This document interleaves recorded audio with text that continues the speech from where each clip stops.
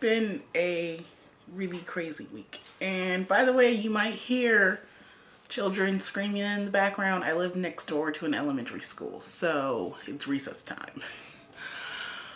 Yeah.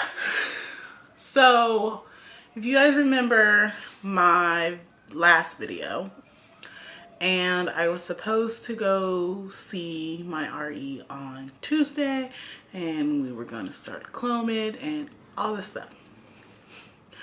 Monday, 24 hours before my appointment, I received a call from the hospital, and I assumed maybe they were just, giving me, a reminder, about my appointment, since it had been 2 months since my last one. By the way, I filmed this video already like 2 times over the last few days, and every time I get angry and then it ends up long. So I'm gonna try and shorten it and not get too angry. Just a warning. Oh, so the hospital called, and I called them back, and the lady was basically like, oh, we canceled your appointment tomorrow and your new appointment's in December. And I'm like, wait, no, why? What happened? What changed? Apparently I was supposed to have my follow-up with the nutritionist before having my follow-up with the reproductive center. No one told me this. So, if we go back to August 14th, when I went to the fertility reproductive center place, I had my appointment with the doctor and it was fine. They gave me a follow-up with her for October 8th. They made an appointment with the nutritionist for August 19th. So I saw the nutritionist on August 19th. She made a follow-up, well, her secretary made a follow-up with her for November 29th. And we just assumed that was fine, everything was fine. So they say, no, you're supposed to have your follow-up with the nutritionist first. Therefore, we moved your appointment to December after your nutritionist appointment. And I'm like, what? No one tells me what. And she didn't really go into detail of anything. So I had my husband call back and kind of get details, because it's a Dutch-speaking hospital. He speaks Dutch fluently. I figured maybe they can give him more information in Dutch than they could give me in English. So they did give him a little more information. He called me back. According to the nurse, I was supposed to lose 8 kilograms, which is about 17 pounds, before I start my treatments. Doctor never mentioned this ever. She just said she was sending me to the nutritionist because it would be very helpful if I did lose some weight, and the nutritionist would be able to help me on that front. So I should start seeing the nutritionist. That's all I knew. Well, in the doctor's notes, apparently it said 8 kilograms, and yeah. So I was angry. I asked them for an email. I called back, asked them for an email address so I can send the doctor an email. I sent the doctor a very angry email, basically going through everything and being like, why did your department screw up then and make these appointments when they weren't in the correct order? And if someone would have told me that the follow-up would have to be before this appointment, I would have made sure of that when I saw the nutritionist for the first time. So the doctor called me back, and she apologized a million times. She was very nice about it. And she explained everything. So the 8 kilogram thing was, she figured that would be a decent amount of weight to lose and maintain over so many months. And so it's basically the receptionist at the fertility clinic's fault for making my appointment for October, because in the doctor's eyes, that was not enough time to lose the weight and maintain the weight loss. And so the doctor doesn't even know why they made the appointment in October. And she's sorry that she didn't tell me about the whole 8 kilograms. She wrote it in her notes, but she didn't actually tell me and explain that through with me. So then it was like, okay, well, I'm glad that it's worked out. But the doctor was really nice and basically gave me a mini appointment over the phone. So I asked her, was like, well, can we have our test results? Because if we're not going to have an appointment until December, we're not going to get those until December, and we'd like to know them now since they were done in August. So she went through and started with my blood results.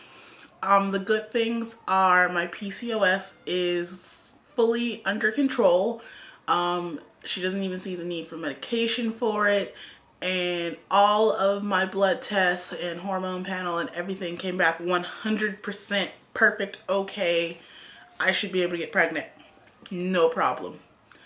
My husband's blood tests came back 100% okay. So based on that, she was like, there's no reason that you should not be pregnant by now with the amount of time we've been trying. Then she went on to his SA results, and that is where we find the problem. So, everything in his SA was fine except for his count was lower, but it wasn't low where they would have to be concerned. But his morphology was only 1%. So that is the whole problem in this process.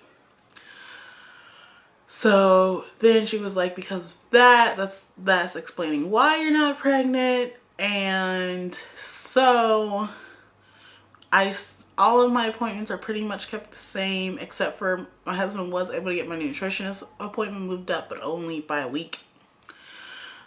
And so now the new talk is that we're gonna do IUI now. She said IUI is not the #1 choice for low morphology, but it's worth giving it a try because people do get pregnant using IUI and with a low morphology. So, and I guess I'll still be doing the Clomid. My cycles have balanced themselves out, so that was good. But obviously they're going to have to do the Clomid to, stimulate things so we can do things in a specific order for the IUI, which is fine. And she still just wants to make sure that my eggs are being mature and released correctly, even though I do ovulate on my own every month. So, yeah, we're going to do IUI now. So, my new appointment is on December 17th. It's not with her because she'll be going on maternity leave, because as I mentioned in my first video where I talk about seeing her, she was pregnant. So she will be on maternity leave, and I will be seeing another doctor there, but she'll have everything in her notes and saying, so basically that appointment will be going over IUI and what we're gonna do with that. We won't actually start IUI until January, mainly because I will be out of the country from a few days after that appointment until New Year. So yeah, so we get to wait for more stuff because that's all we do is wait. So on our own, we are trying to figure out ways to boost the whole morphology issue. I bought some Fertilade for men for my husband. He's taking maca root already, but I'm just gonna have him finish off what we have, and then I don't think I'm gonna buy any more of that. He's already on 1-a-day meds. We're gonna start, I read walnuts are very good for sperm and morphology and all of that, so we have a bunch of walnuts now. Omega-6, so I already have flaxseed. So what I'm gonna do is, what I like to do is I like to bake nuts with a little maple syrup, and I like to put flaxseed on the nuts so then the flaxseed sticks to the nuts. So I just got some walnuts and I'm just gonna bake them with flaxseed, and my husband can have all the flaxseed and walnuts he wants because he likes when I bake the nuts like that, so good. I read smoothies with berries, especially raspberries, blueberries, and I said mango are very good for morphology. So I just bought some more frozen fruit, and we're gonna have smoothies every night. On Baby Center, one of the women told me that she just got pregnant from IUI from her first try, and her husband had 1% morphology also, and she got him grapeseed extract. I'm buying some of that in liquid form and some COQ10 in liquid form. I upped his vitamin C. So we're just trying to get antioxidants and all the good stuff in him to hopefully boost that up naturally. And yeah, we're working on that now. So much. And yeah, I have a headache. So much. And I mean, it's good to know that it's not my PCOS causing the problems. I've been focusing so hard on the PCOS. It bothers me now that I never focused on him that much. Besides getting him on a few vitamins, I never focused on my husband.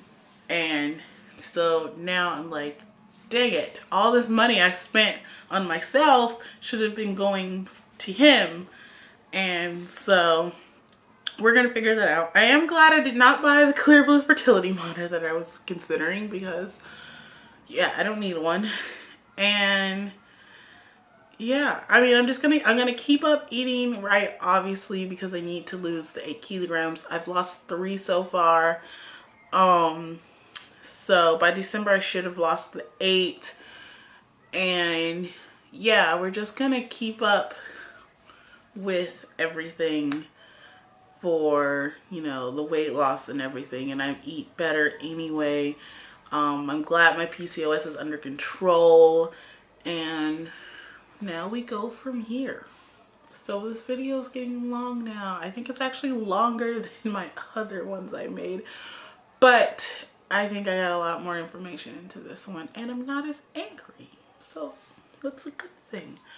All right, that's it for now. I know it was a lot to take in, and this is a longer video because I tried not to make my videos this long. So I'm gonna go now.